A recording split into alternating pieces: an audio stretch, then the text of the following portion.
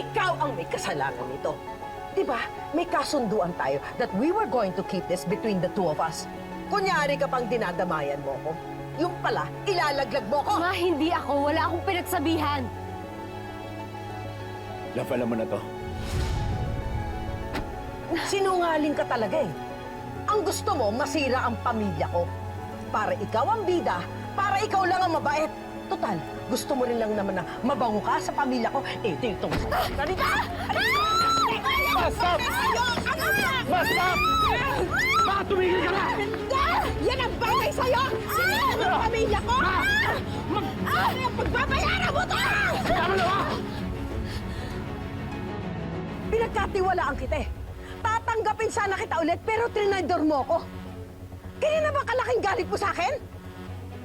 Ma, hindi nga ako. Bakit ko gugustuhin na mag-away kayo? Gusto ko nga magkabati kayo lahat. Bakit ko sisirain yung tiwala nyo? Matagal na matagal ko nang gusto makuha yun sa inyo.